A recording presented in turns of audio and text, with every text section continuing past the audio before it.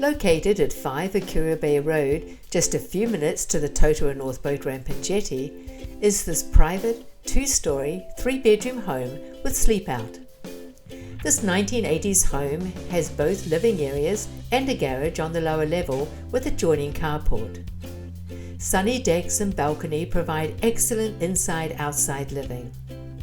The charming separate sleep out has its own little deck and sits in a sunny position. The upstairs rumpus room or bedroom has its own stairway to the lower level and opens out onto the deck with views of the gardens and walkways in all directions.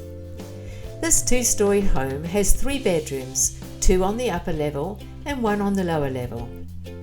A functional kitchen on the upper level has an excellent layout and flows into the living areas. The open-plan dining and lounge area comes complete with its own fireplace.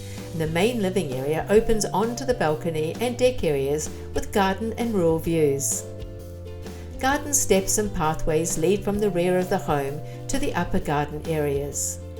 This property features a separate sleep-out and 2-car garage with adjoining boat or tool shed, and sits on a half-acre private section surrounded by mature gardens.